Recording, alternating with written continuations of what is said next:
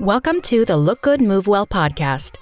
Satya, you just had eye surgery. How long are you going to have to take off from training for this? That's the question. I was told to not lift anything over 20 pounds for a week and not to bend down and kind of put my head below my chest for a week.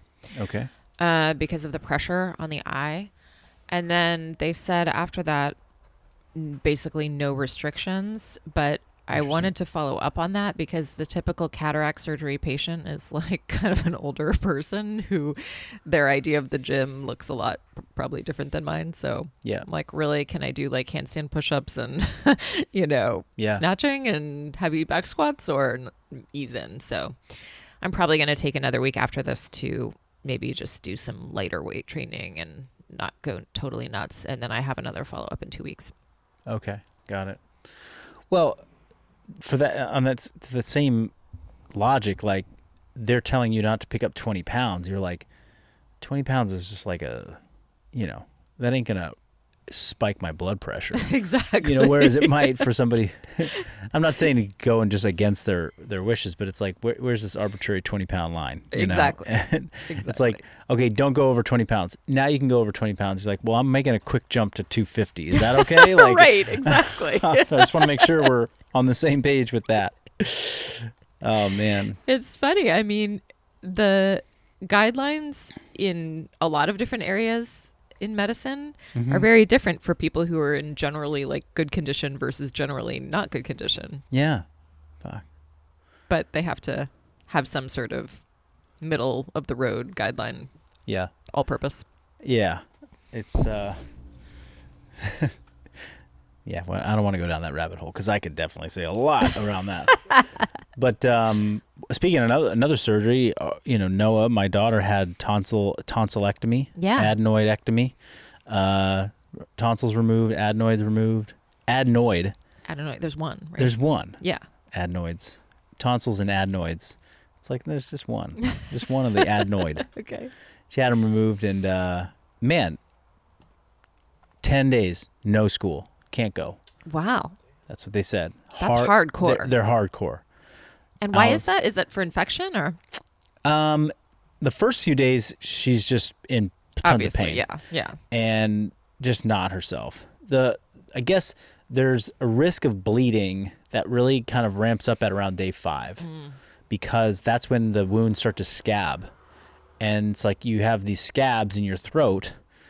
And if you exert yourself, you're breathing heavy, you're shouting, you're running, then those could get peeled off, and then you have a lot of bleeding, which I'm okay, well then what's the risk there? Is she gonna choke on her blood? I don't know. I mean, obviously you don't want to have a lot of bleeding going on. I mean, that's a lot to ask for teachers. Yeah. That's yeah. So anyway, I don't remember because my brother had the surgery when he was young, when we were younger, but he was older than Noah is. I think he was in middle school when he had it out. Oh, can't imagine that. Anyway, she's been a trooper, but and then it's she's still not talking normally. She still has something going on in her throat. It's today's the last day she's gonna be out of school, and then Saturday, Sunday, and then Monday you're right back. Go for it, girl. It's I hope she's ready. Yeah. How's she feeling? It's so interesting. The first few, I don't know. The first few days were clearly not feeling good, and she just is refuses to take any pain management. Yeah, my kid is like that too. Ibuprofen. No, I can't stand the taste. Oh, she just gags. She tries to take a sip and it spits it out. I'm oh, geez, this will make you feel better. In the first couple days, she would choke it down and force it because she was in a lot of pain. Now it's forget it. Yeah. But yeah, she seems to be doing all right. Yeah. It's at the beginning and the end of the day, she really, That's tough. But I'm not sure if it's tough or if she's just milking it a little bit. Yeah.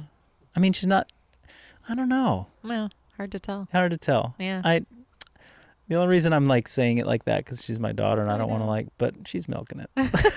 She is. I'm also saying it like that because I'm if Megan's listening, I don't want her to think I don't think she's going through a hard time. She is going through a hard time, but it's the first 10 minutes of the day is just a whining, just like, and then I'm like, oh my God, like something's wrong, and then doesn't take any pain medication. And within like 30, 40 minutes, like she's like over there drawing and playing with Joey and totally fine. I'm like, what was that about? It's just like, transitioning hard, like with this, like I wake up and I'm like, oh yeah, this thing is still here. I'm upset. It's not because she's like in pain. It's just like life is not normal. God, I don't like this. I'm freaking out, and this is how I can express it. Yeah. Where we as adults have different ways of like, we just go to therapy. or we just like shove it down, like, don't, that's not we real. Just eat our feelings. You just keep going forward in life, You don't have feelings. Oh, God. Oh, that hits a little too close to home. Yes, it does, huh? My therapy bill at the end of the month says yes, that's real. Gosh, we should do a podcast episode on that. Oh my God. No, for please. Real. I need to. Everybody, we're going to talk about our kids today. Yeah. And so much of my what I want to teach my kids is inspired by the psychological scars that I have in my life, or the challenges that I have both emotionally and mentally as an adult. It's like, let me trace all these things back, and where do they start? Yeah. They have origins as children, like, for sure. And so specifically today we're just talking about like having kids, being movement oriented people, health conscious people. Yeah. What do we hope to instill in our kids? What are the kind of the landmines that we're trying to avoid along the way? And what have you seen already? I mean, your kids are older than mine. Yours are 10 and 12 or 13? 11 and 13. 11 and 13? Yep. Mine are essentially 5 and 7, but still 4 and 6. Yeah. Joey's birthday's in like 2 weeks. Yeah. Like, where do you want to start? Yeah. Well, something you just said is very relevant to this, which is I was thinking about how when I was a kid, there was a certain culture around sports, movement, body image, what was healthy. And as I've grown up, obviously, I've learned so much more. And so now that I'm a parent, I have this opportunity to, in a sense, upgrade the next generation according to what I've learned. And even if that generation is just a couple people who are directly in my sphere of influence, that's really something to take hold of and consider. And I wanted to hear your views on this as a dad who is also raising young kids and knowing the vast amount that you do about movement, health, and fitness. What are the key things that you think about as you're trying to teach your kids and impart something upon them of all of the things that you've learned? Yeah, interesting. Well, I kind of want to start with like what you said, which is when you were growing up, what was the culture around movement? What was that for you? Yeah. Well, I think that there's a whole section of childhood that's team sports. And I played soccer. I tried it. I was absolutely atrocious. And that was... I'm immediately starting to think of the kids' teams that I've coached and been around for the last couple of years. I'm like, which player was Satya? Which one were you? Can I share a core soccer memory with you? Yes. I was in the middle of a soccer game and my mom and my brother came to watch, and they had this nice picnic blanket on the sidelines. Yeah. And I'm standing out in the middle of the field just waiting for the ball. I was like, can I come sit with you? That happens. I've seen it happen with our own kids. Yes. Interesting. Okay. Yes. I was not an all-star player and I was not very motivated. And then, I did some other types of activity that were more suited to me, but there certainly was not any sort of sense that girls were that strong or could be strong. And there was also not a sense that movement was valued for its own sake.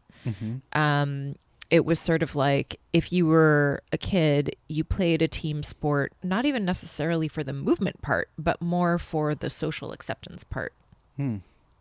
Yeah. So that's one thing that stands out to me from my childhood. Yeah, that's fascinating because and your kids, have they been in any organized sports? No, they had dabbled in just different types of things at school when they were younger. And so I'm always basically looking for cues from them of, hey, what is interesting to me as a way to move my body? And team sports were never on the radar for either of them, although they enjoy them. They like to dabble in them. But I've even asked, like, oh, hey, would you like to do more of this? Would you like to play basketball and actually play on your team or anything like that? They're like, no. So that's like a clear no. But both of them did do martial arts, which was interesting because that's also something that I spent a long time doing as an adult. And so perhaps they were influenced by me in that, although I didn't push it that hard. I sort of just followed their lead. But yeah, they've done some martial arts, and Pascal did a little bit of gymnastics and a little bit of cross country. Where do you stand on sort of like taking cues from them versus we're going to give you an experience? Yeah. And you probably, you don't know if you like it because you haven't done it yet. Like you haven't been fully immersed in it yet. So we're going to just roll the dice and you're going to go do this, and you might push back a little bit, but we're going to commit to this for a period of time. Yeah. I feel like I am a bad parent in this regard, and I'm saying bad parent a little bit of with an air quote because I don't know if that's true or not. But I definitely have a sense that the way I've approached this is against the grain.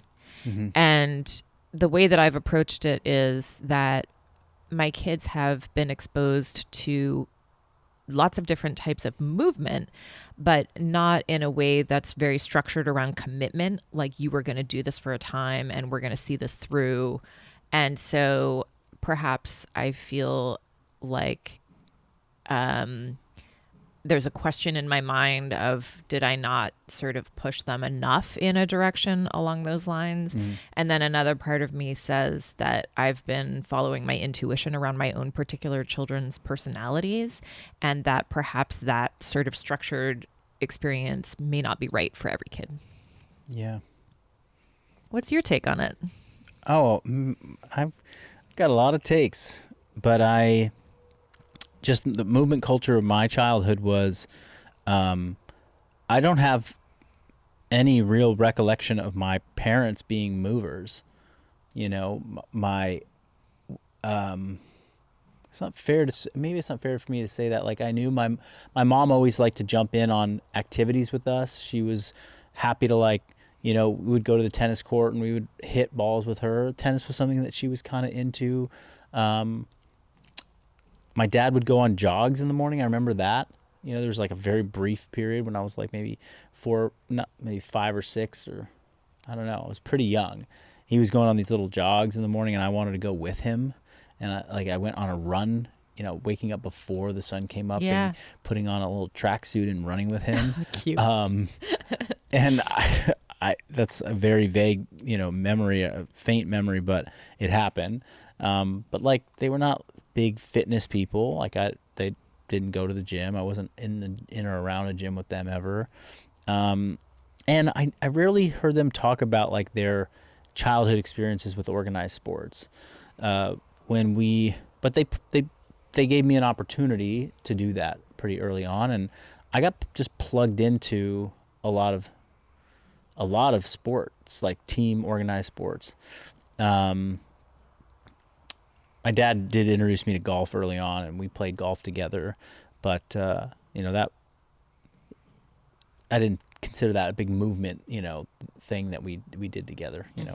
When I was learning with him, it was drive around the golf cart, get out, hit the ball, get back in the golf cart. We weren't like, it wasn't about like the walk and all that, which it became later on in life. But so yeah, it's interesting because like as I think back, it was just sort of I was just swept up into this organized sports culture. I was I was capable. I was an athletic kid who they probably saw like I was wanting to climb on everything. I was very active. Like, we got to channel this energy somewhere. And okay, this is what everyone's doing. Let's just put them in organized sports. So that, and I'm grateful that I had those experiences and that I got to, I think for me, organized sports provided it was so helpful for me as a child to have routines. Yeah. And to have structure. Yeah. And I heard somebody say this, God, I don't know which podcast I was listening to, but it was like, I think it was short form content on Instagram. This guy was like, the most important thing you can do, it's like for your kids, like through these ages when like emotional regulation and it's going to be super hard. Like, I think he was talking actually kind of where your kids are starting to get to. It's like, you're not going to be able to control and counsel them through all their emotions, but what you can do is keep them structured. And it was like, there were 3 parts to his lesson, but the one that I really heard was like, they have to be involved in something socially outside of school. There has to be something where they're doing, and sports were included in that, organized team sports. Like, there has to be a place where they're going to interact with other kids their age in a structured way where it's not school-based, so that they can continue to have like all these experiences of like communicating with people, having agreements, disagreements, like making friends, have an enemy, like just going through the whole, process of development in a way that keeps them, structured. The other big one was like, you have to structure their sleep. Like a kid that's poorly slept is going to have a terrible time with emotional regulation and relationships. And so I was like, oh, that's a powerful reminder of like, the organized sports aren't just about the movement. Yeah. Team sports aren't just about the movement portion of it. And as a matter of fact, I learned this in my life, that organized sports and team sports did not scratch the itch for me for movement eventually. It was like, this isn't even what I'm not here for like, I want to go do the movement. I don't give a damn about the game. I just want to get moving. Yeah. And if the game wasn't allowing me to move enough, then I was really against it. And this is when I really fell out of love with soccer. Was like, my college soccer experience had a ton of movement during training and during the weight room. But I was a bench warmer for 3 years. Painful. For 2 games a week, through a large portion of the year. And the hours that went into just sitting around, I was like, this sucks. Yeah. Like, my favorite part of the game was warm up and halftime. Yep. I called it the halftime show.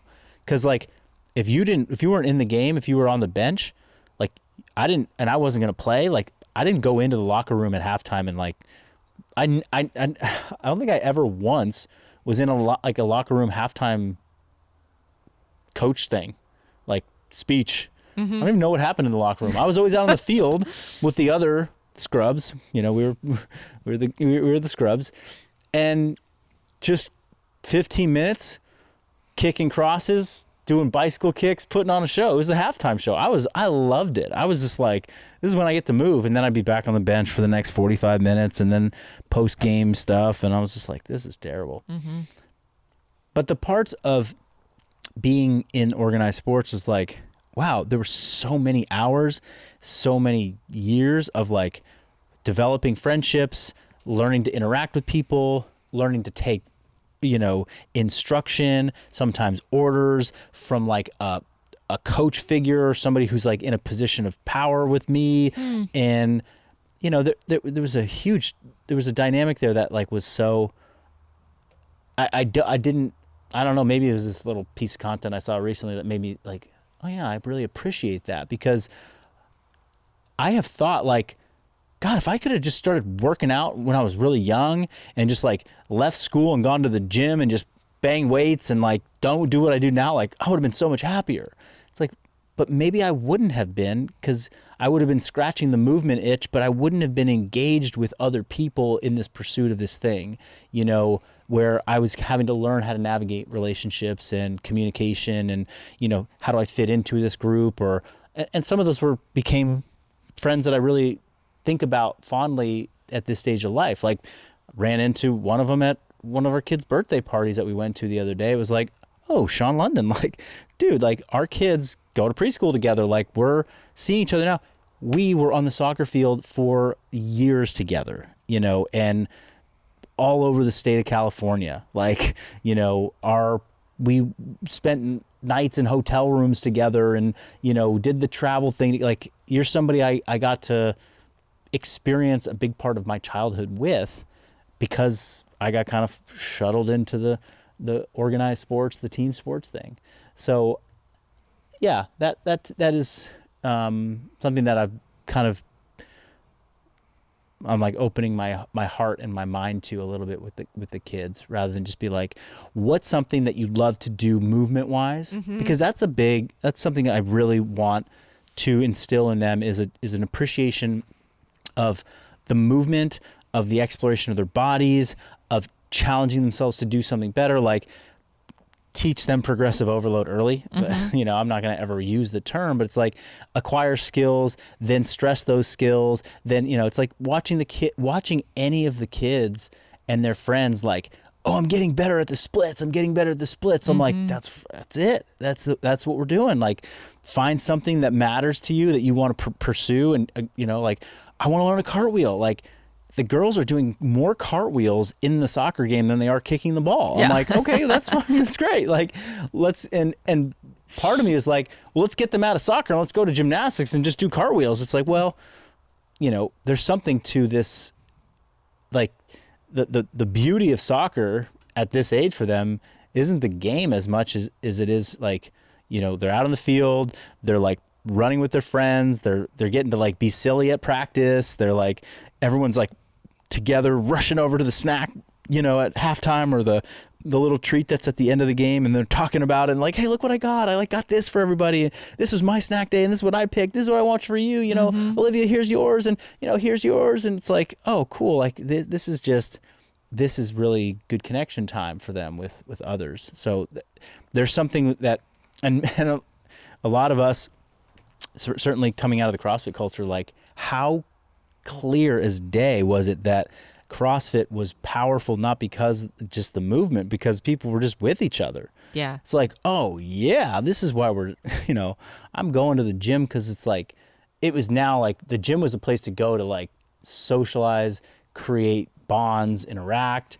Prior to that, it was go to the gym, put your headphones in, stare at the screen, do some stuff, and like have somebody creep on you. And it was weird. It was like, we brought that, we brought the organized sports, like the value of that into fitness, into just the movement, right? Yeah. I guess I'm thinking about a lot of different nuances of this, because growing up, my experience was the one where I always had that itch to move, and I would go nuts if I didn't move enough. And so I moved in lots of different ways. Yeah. But those were never in team sports. Yeah. They were with like smaller groups with one-on-one mentors. And those people actually had a huge impact on my life. Yeah. Like, I remember every single riding instructor that I ever had. And those were some early examples of like really strong, capable women that really imprinted strongly on me at that age and stayed with me my whole life. And so there's just different ways to like experience, the combination of movement and then the lessons that you learn from that movement. For sure. So yeah, I'm thinking about that a lot. And then also, there is such a value in merging those two worlds where you're really part of something and you're moving with other people. That's such a powerful social experience as well as a physical one. Yeah. One of the things I was on the Coffee with Kalipa, or Jason Kalipa's podcast, and he had he and his co-host Gabe, they're very into like parenting kids similar ages. They've gone through this. They're coaching a lot of sports, Jason's coaching a lot of sports. So we had a lot of talk about on this topic as well. And two things that were important to me that I stressed and I still really feel strongly about is that there are a lot of people that had, I meet a lot of adults that had a strong athletic childhood background, where they played all kinds of sports, and then in their adult life, they don't move a lot at all. Yeah. They're very sedentary. They're just movement did not evolve with them out of sports. Yeah. It was like sports was a time to move. I love sports, and now I don't do any of it. And then what I often hear is, gosh, I just, I hate working out, but I love sports. I love to move in sports. And I feel for them, because I'm like, well, you're now 38, 43, 48 years old. I know you're not going to be doing sports 4 times a week anytime soon. Maybe once a week. That'd be great, but that is not going to check the box for movement in your life in order to be a balanced, healthy human. Yeah. It's just not going to suffice. So it sucks, because somewhere along the way it was missed how to find joy and appreciation and see value in movement, like detached from an organized team sport. So that to me is something that, if I want to foster whatever because most children want to move, and they're wired to move. Yes. And we have to support that. And if that gets all channeled into organized sports where they think, oh, this is how you move, and then eventually those organized sports stop for almost everybody, unless you become a professional athlete. And then even then, there's retirement, and then there's the years after. And how many retired professional athletes, or retired Division I athletes, or retired high school superstar athletes, are sedentary, obese, unhealthy, struggling, hurting, don't know how to start something. How do we make sure that there's something that comes with you along the way? And that's one thing I really want to continue to find with our kids is what form of movement gets you fired up? Yes. That you never are going to need a coach, a practice time, somebody to hold you accountable for, what can get you excited? It's like I heard Noah express some interest in running. I never was a runner as a kid, but I'm like, hey, if she got really into running, she did a little competitive running, she now has it wired into her how to run, and she'll always have a place to go run. Yeah. She can do that. And maybe she connects to that. She's like, I just love that feeling of doing cross country when I was a kid, and I was out in the trails, and it was just outdoors and just breathing, and it feels good. I'm just going to and of course I want her to find that with resistance training in some way. Yep. And maybe gymnastics is a piece to that. But then when she's doing gymnastics, I'm like, hey, come in the garage with mommy and daddy. We're going to go do some pull-ups, and we're going to go do some handstands, and we're going to go do some presses. And, oh, look at this. And she's like, oh, this feels like gymnastics, and I can do this anytime. I don't need to go to the gym, and have, my gymnastics lesson once a week or whatever in order to get that feeling. Yeah. So how are we going to bridge this into do you have a lifelong movement thing that you can do anywhere, anytime? Because it's only going to get harder when you're older to not just find organized sports, but to find time where you feel like you can dedicate to movement. Yep. Go yeah. ahead. No, that's something that I feel very aligned with for my kids. And I feel like my job as a parent with regards to their movement is always just to look for opportunities to expose them to all kinds of different things. Not necessarily in a organized team way, we're going to commit to this season of soccer or whatever, but all along the way for their entire childhood, we've tried to just get them on a bike, get them on a scooter, get them on a hike, get them on a walk. My kids have been coming to the gym with me obviously for a long time, and they start to pick it up a little bit. And Marquez wanted to learn how to climb a rope. Awesome. Taught him that, then Pascal wants to learn to climb the rope, and it's okay, they're climbing ropes now. That's great. That's so cool. I think the one thing that I am really conflicted about is how much to get, because Marquez has expressed interest in strength training, and he's done some of it. And I've tried to be very low pressure with the kids and follow their level of interest. But there's a certain part of me that thinks, yeah, this kid would love to get on a structured weight training program and would just eat it up if he got into a rhythm of 3 times a week. But he's not necessarily just coming out of the bat and just being like, yeah, I want to like not play video games right now and go down to the basement gym, you know? Yeah. So it's like, how much am I going to insert my, you know, my little suggestion versus my, Yeah. you know, hey, like, I think you should do this. Well, you're doing a terrific job in setting an example of it as like this is a staple in your life, and they see that. You know, on Saturdays and now Sundays, to most Saturdays and Sundays, we're coming here with our kids, and they're watching a cartoon, and we're working out downstairs.